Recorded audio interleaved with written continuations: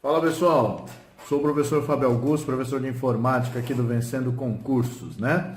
E para começar a nossa aula de hoje, nós vamos falar um pouco sobre sistemas operacionais, né? O sistema operacional em si. Então, a primeira coisa que a gente já se questiona é o que vem a ser o sistema operacional? O que é sistema operacional? Como o próprio nome diz, sistema operacional é um sistema que precisa deixar algo operacional. Que é algo? O que? O nosso computador. Então, o nosso computador depende de um sistema operacional para funcionar, né? E aí eu coloquei para nós aqui o seguinte, numa forma mais fácil de entender, que o sistema operacional, que é o SO, é como se fosse um guarda de trânsito do computador. Então, o guarda de trânsito, ele orienta os carros, né? Quais os carros que podem ir, quais os carros que devem ficar, esperar, né? Então, dessa maneira, eu ilustrei então o sistema operacional como se fosse um guarda de trânsito lá dentro, que vai dizer o que cada componente pode ou não pode fazer. Então, eu coloquei aqui para nós o seguinte, ó. O sistema operacional, ele gerencia aplicativos e o hardware do computador. O que isso quer dizer? Imagine a seguinte situação, você na sua casa utiliza o sistema operacional Windows, por exemplo, e conforme você usa o Windows, você provavelmente deve ter o pacote Office, e no pacote Office nós temos o Word. Então você digitou um texto no Word, e nesse texto que você digitou no Word, você precisa imprimir, e mandou imprimir, e aí saiu a impressão. A pergunta que eu te faço é, quem mandou a impressora imprimir? O Word ou Windows? Então fica fácil a gente pensar da seguinte maneira. A impressora, ela está instalada onde? No Word ou no Windows? Está instalada no Windows, lógico, né? Então, se a impressora não estiver instalada no Windows, o botão para imprimir no Word sempre vai existir, só que não vai sair nada. Então, é exatamente isso que está escrito lá. Ó. O sistema operacional gerencia o quê? Aplicativos. Então, o que vem a ser esses aplicativos? O Word. E o hardware do computador, que no caso corresponde ao que a gente falou, a impressora, né?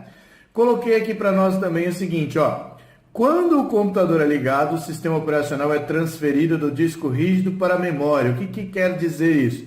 Quer dizer o seguinte, o sistema operacional ele está instalado no HD do nosso computador. Só que para ele ficar pronto para o uso, ele precisa ser carregado em uma memória que a gente tem no computador chamada memória RAM. Essa memória é uma memória muito importante que nós temos no computador, pois todas as ações que nós fazemos são carregadas nela. Então, quando a gente abre o Word, quando a gente abre a internet, quando a gente vai trabalhar com o próprio Windows, ela é carregada nesta memória que a gente chama de memória RAM, né? Por isso, quando a gente vai comprar um computador, a gente tem que ver realmente o quanto de memória RAM esse computador tem. Quanto mais, melhor. Aí nós temos aqui também uma outra informação. Tipicamente, aplicativos são projetados para trabalharem com um sistema operacional específico? É lógico, né? Tipicamente, alguns aplicativos foram feitos para funcionar somente no Windows, assim como alguns aplicativos foram feitos para funcionar somente no iOS, no caso do iPhone, e por aí vai. Cada sistema operacional tem a sua plataforma e nós temos aplicativos que são construídos para funcionar naquele tipo de plataforma em específico. Claro que nós temos aplicativos que são multiplataformas, que funcionam em vários sistemas operacionais, mas aí, tipicamente, quer dizer na maioria das vezes. Coloquei para nós aqui também o seguinte, ó. Existem sistemas operacionais que necessitam de um tipo específico, de uma família específica de processadores. O que quer dizer isso? Quer dizer o seguinte, que existem sistemas operacionais que precisam de uma configuração mínima para a instalação, que exigem uma configuração mínima para a instalação. No caso do Windows, nós já sabemos disso, que se você não tiver essa configuração mínima, você não pode ter aquele sistema operacional, ok? Aí, seguindo, nós temos aqui algumas funções do sistema operacional. A primeira delas é inicializar o computador, lógico. Então, o computador precisa ser inicializado e quem faz isso? O sistema operacional. Depois, ele faz a gestão de todos os programas que estão instalados nele. Também faz a gestão da memória, tudo que está sendo carregado naquela memória que a gente mencionou, que é a memória RAM. E ele faz a programação de tarefas. O que é a programação de tarefas? todos os itens que são carregados na memória RAM. Então é assim, o Word é uma tarefa, o Excel é uma tarefa, e você sabe o que é uma tarefa, porque quando tem algum problema em uma das tarefas, para de funcionar, você aperta o Ctrl Alt Del e abre quem? O gerenciador de tarefas. Aí nós temos ali também o seguinte, o sistema operacional ele é responsável pela configuração de dispositivos, ou seja, todos os dispositivos que nós temos no nosso computador são simplesmente instalados no sistema operacional. A impressora, o mouse, o scanner, qualquer dispositivo precisa ser instalado. E a configuração é responsabilidade do sistema operacional. Nós temos aqui também um outro elemento, o controle da rede. O controle da rede é a responsabilidade do sistema operacional. Hoje nós não precisamos saber absolutamente nada de rede para poder colocar o nosso computador na internet. Quem faz a configuração da rede é o próprio sistema operacional. Nós só precisamos ou conectar o cabo ou digitar a senha do Wi-Fi. Temos também o seguinte, ele faz a monitoração do desempenho. Todas as ações realizadas no sistema operacional são monitoradas por ele. O ato de você copiar um arquivo, de você deletar um arquivo, de você mover um arquivo, tudo isso é monitorado pelo sistema operacional. E é claro, o sistema operacional, ele precisa oferecer uma interface, uma forma com a qual você vai trabalhar, né, com o seu computador. E aí, no caso, o sistema operacional, ele apresenta dois modos que a gente pode trabalhar. Nós podemos trabalhar com a interface de linhas de comando, que é essa interface aqui, e também podemos trabalhar com a interface gráfica, que é a mais fácil, onde a gente utiliza o mouse para poder clicar e simplesmente abrir o que a gente bem entende. A interface de linhas de comando, ela costuma ser cobrada em prova. Como? Através das seguintes informações. Sempre que ele mencionar algumas palavras-chave, ele está fazendo referência a esse tipo de interface, que é a interface de linhas de comando. Que tipo de palavras-chave?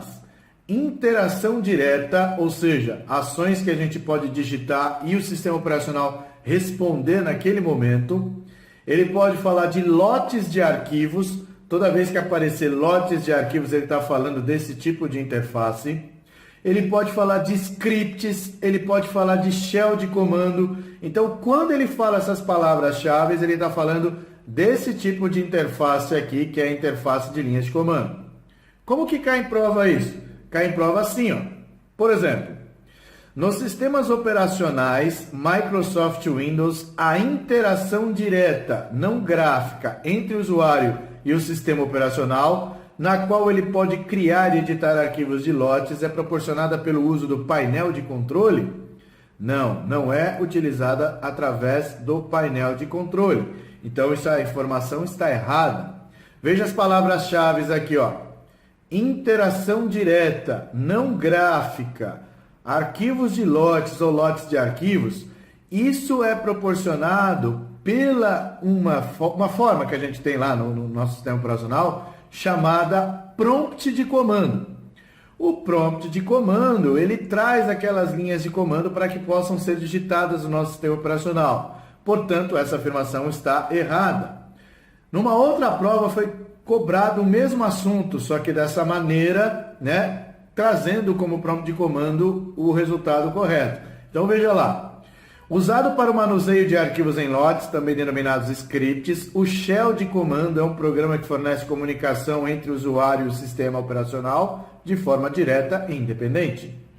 Nos sistemas operacionais Windows, esse programa pode ser acessado por meio de um comando da pasta acessórios, denominado prompt de comando. Ok, está correta essa afirmação, o que a gente acabou de falar.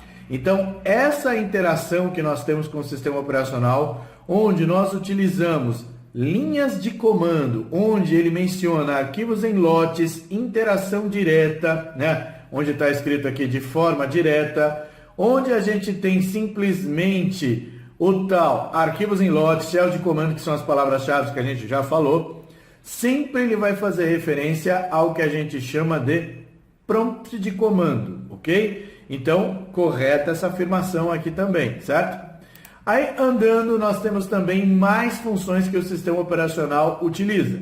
Então, nós temos ali, ó, Gerência de tarefas. Como a gente já comentou, todas as tarefas são gerenciadas pelo sistema operacional. E o sistema operacional ele pode trabalhar de duas maneiras: multitarefa ou monotarefa. Multitarefa, estou trabalhando com duas ou mais aplicações. Monotarefa, uma só. Só que o que acontece? O sistema operacional ele trabalha multitarefa, mas sempre ele vai trabalhar da seguinte maneira: aquela tarefa que nós estamos utilizando naquele momento, ela fica em primeiro plano. E as outras tarefas que estão abertas, elas também estão trabalhando, mas porém ficam em segundo plano. Então imagine a seguinte situação: eu estou usando o Word e estou usando a internet. Se eu estiver mexendo no Word, eu não estou mexendo na internet, ela está carregada lá, mas eu não estou mexendo na internet. Então, o Word, no caso, ele está, no caso, em primeiro plano, já a internet em segundo plano, certo? Isso é chamado de multitarefa preemptiva. Olá pessoal, sejam bem-vindos ao Vencendo Concursos. Meu nome é Cristiano Silva e você acaba de assistir a uma parte da aula de informática com o professor Fábio Augusto.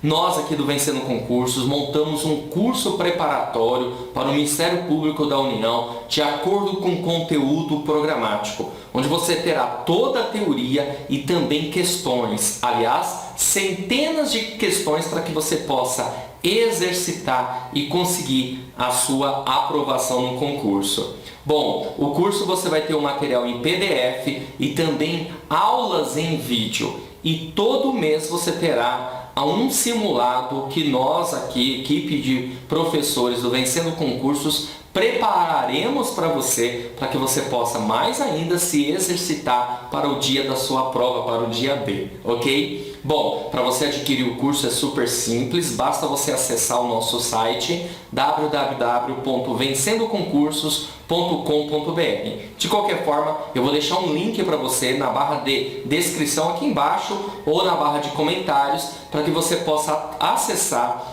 diretamente a página do curso do Ministério Público da União e fazer parte dos vencedores, porque aqui no Vencendo Concursos você vence.